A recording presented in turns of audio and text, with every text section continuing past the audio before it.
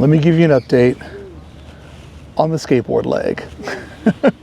Greetings friends, Brickey here. Kind of doing a quicker, easier video just to bring you guys up to speed, and I've also gotten a little bit behind on the Hey Brickey channel because of the leg injury and how much time this has taken. People have been asking what's going on, so I thought I'd record a quick update video. And generally speaking, my goal with this channel is to never compete against the Hey Brickey channel.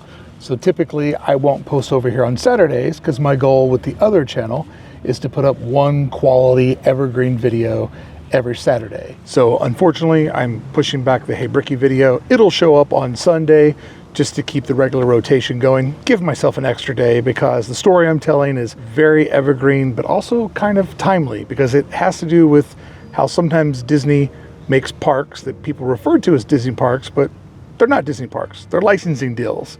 And one time, due to a licensing deal, they just scooped up an attraction from the Magic Kingdom and sold it to Japan. Kind of a wild story. So instead of reinventing the wheel, I'll take you guys into what the journey's been like so far, because it's definitely been a learning experience. And I also want to say inspirational. So I was able to purchase this ice pack thing from Amazon where it has like various different chambers that are supposed to freeze up to keep your leg cool, because icing your calf muscle is really hard unless you just want to lay around all the time, and I'm too restless to lay around. And what I found was with this ice pack on, I'm actually able to walk. I've been able to walk my dog around the block. Like, still wouldn't take on, going to the park and trying to do a 10,000 step day. But as far as getting around the house, getting around the neighborhood, and being able to go to my doctor appointments, like, I've been able to get by and to be mobile. So that is already a huge blessing right out of the gate. But lucky for me, it has been feeling better every day, just getting a little bit better. And so I booked imaging for today. This is Friday, May 9th.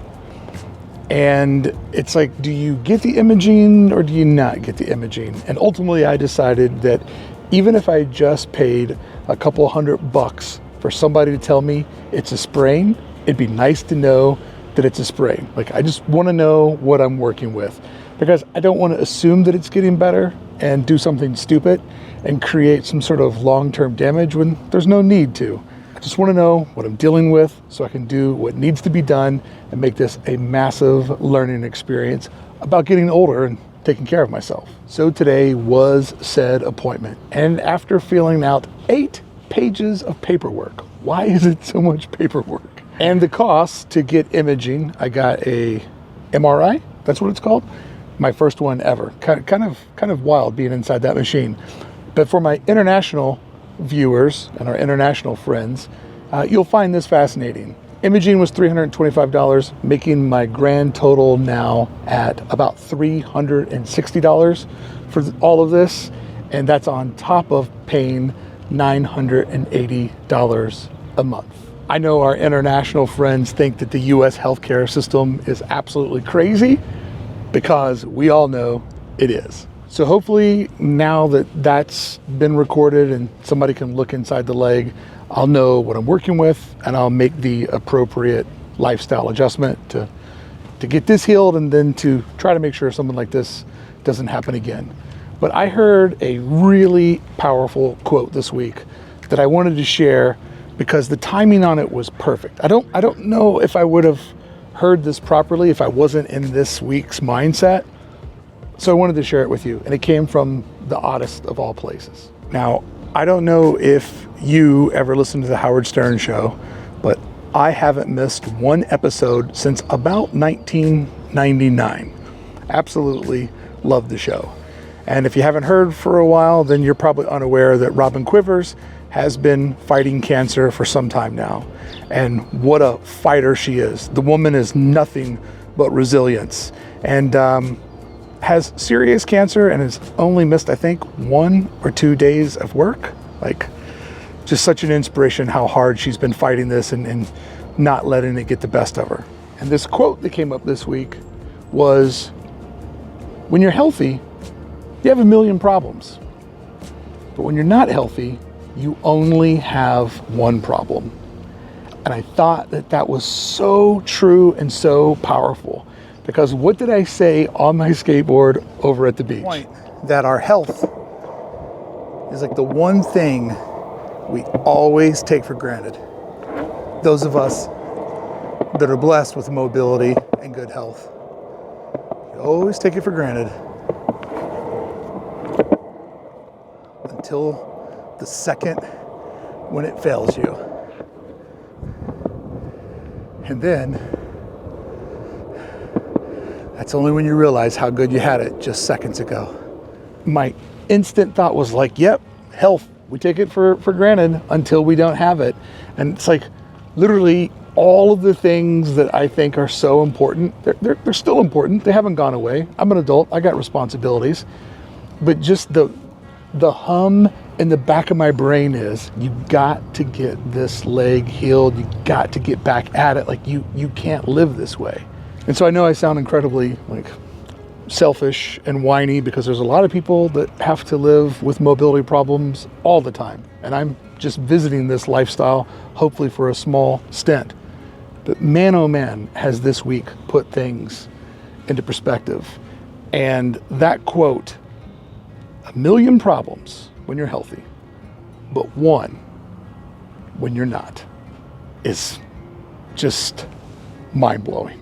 So even though this is a small bump in the road, I'm trying to focus on making this a major health wake-up call to just prioritize movement, stretching, strength training, and just all the things you should be doing once you're officially dead in the middle of middle age. So slowing down a little bit and making time to prioritize my fitness, probably not a bad idea. And the good news is this project aligns with that goal, because the idea of getting out, coming up with the challenge of making a video every day and seeing what I can get into, just by default, that will make me more active, because I suffer from creative tunnel vision. I can just sit at my desk and edit and create for hours and hours and hours. The reason why I got into all of this is because it never made it seem like I was working. It made it seem like I was playing this endless video game of creativity. But I got to get out of that chair more. I got to stay active, because you only get one body. And this has been a really powerful moment to realize I need to take better care of mine. And really, I don't know how much weight you put into fate, but starting this project, 11 videos in, hurting myself, going on this journey and having so many people talk to me and be like, dude, you got to take better care of yourself. This is relatable content.